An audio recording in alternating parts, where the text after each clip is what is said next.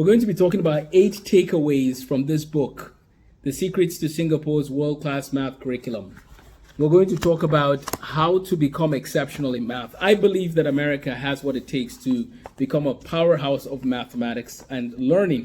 I have a plan. I call it like a 5-year plan. But part of it is it's going to take a change of attitude, a change of mindset. And so maybe it's hard to change America's mind when it comes to math education, but I can help your family for sure. If you want your child to be exceptional in math, I can help them do that. I still plan to help America change its pathway, especially for the people, the kids who want to learn. There are kids who want to learn math well. They actually they're trying, but our curriculum system is so broken that even if you're trying, you will find yourself stuck. And so I'm going to tell you how to help your child get unstuck. And I'm going to tell America my secret over the next few months before Christmas. I'm going to release my strategy for getting America in the top 10 in mathematics in the world. We're not doing too well right now. Many people know that, but that can change. So let's talk about the takeaways from Singapore's math curriculum. Number one, Singapore here invests in elementary math education. Number one, we need to invest in our elementary school math education. Singapore students rank at the top for the TIMSS exam and the PISA exam, and there's more information on those you can read online. But what do we learn from Singapore? Singapore math focuses on mastery, covering fewer topics a year. So there's nothing wrong with focusing on a few topics and doing them well instead of doing everything. They also have visual and concrete representation that are key in the curriculum. Topics build on one another in a vertical spiral approach. Many editions of Singapore math instructional materials can be seen to align to a set of standards that students should learn every year. Now, I personally don't believe in grade learning when it comes to math. I believe in mastery-based learning, so that if you master addition, you could go ahead and dive into subtraction or multiplication. If you master subtraction or multiplication, you could deal with division and so on and so forth. Research has shown students improve in their abilities after using Singapore math. So, number one, invest heavily in math, elementary math education. Someone said in the US there have been major efforts to improve high school math programs, starting with one of the former presidents who gave a proposal to train more high school teachers to lead AP courses in math and science. However, Barry Gerelek pointed out in his article, in Education Next article, the success of high school students in math depends on what they've learned in lower grades. Gerelek is absolutely spot on in his comment. Elementary math education paves the way for success in high school. A professor emeritus of mathematics at UC Berkeley, Dr. Wu, argues that the simple concepts we associate with elementary math, such as adding 2 whole numbers, may not be as simple as we think. Wu contends that the skillful teaching of basic concepts must include the development of children's ability to argue with coherence, precision, and reasoning, which is fundamental to learning mathematics.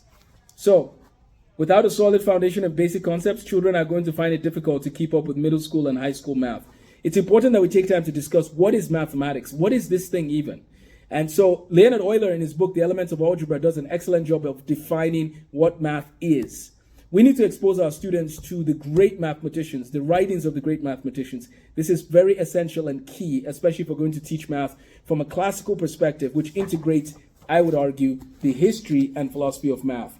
Journey Through Genius is another way to get students excited to learn math. So that's number one, is that we need to develop more time or invest more time in elementary math curriculum. Number two, how do we get our students to be exceptional at math? How do we change the narrative for America? Give them a coherent and a logical and coherent structured math curriculum is key. That's from this book, The Secret to Singapore's World-Class Math Curriculum. Now, here's the interesting thing about math education in America. I'll tell you a little secret. When you remove the requirement of calculus, what you're basically telling students is, here's a skill you need to learn. You might never use it, but I want you to learn it because the state says you need to learn it. That doesn't work with math, because with math, you're saying to kids, and this is the case in many states across America, calculus is not required. And one of the statistics I found said about 20% of kids take calculus, right? Maybe that's too high compared to some states where maybe way less people take calculus. But do you know that in Singapore, Nigeria, India, like calculus is basic for many people, like in terms of 10th, 11th, and 12th graders are taking calculus like required across the board for the weakest students.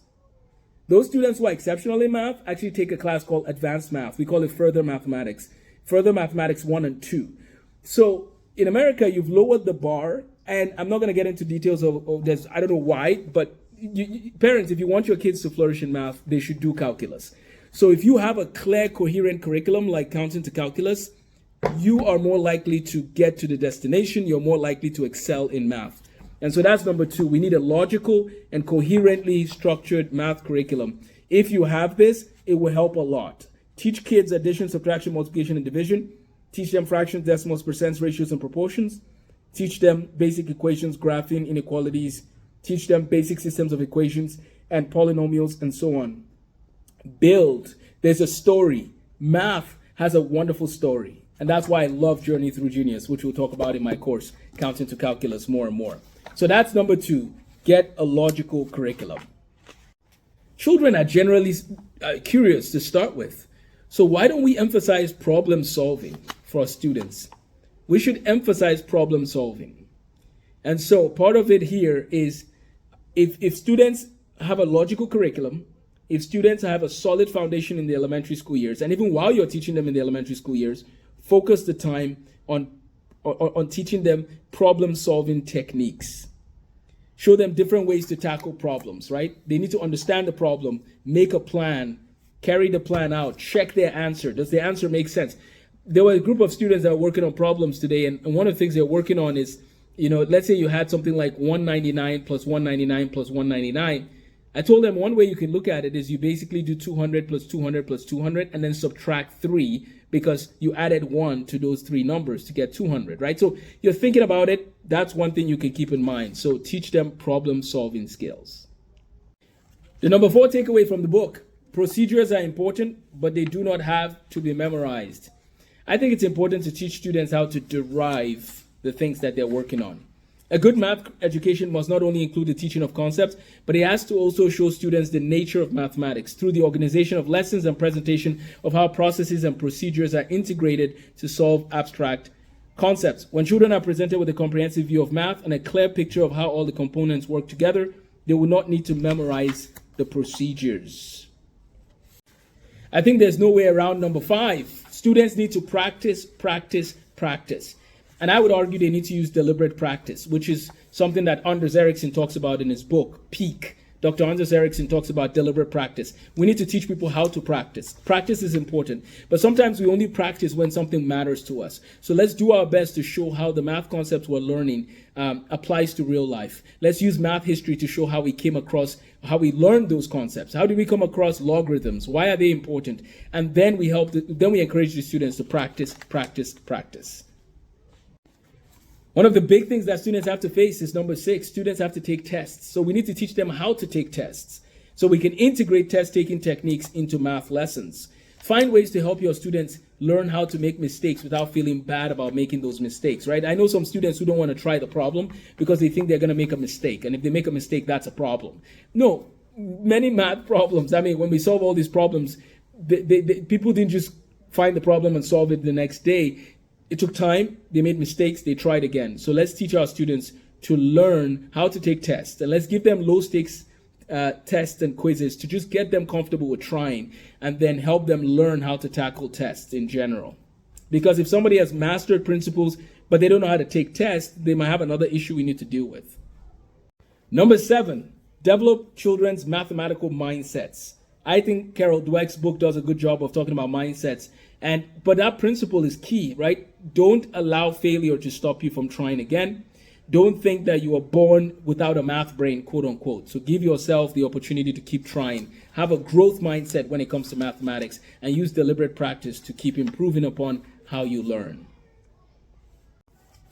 Students need to recognize, number 8, if they want to excel in math, that a curriculum is just a guide.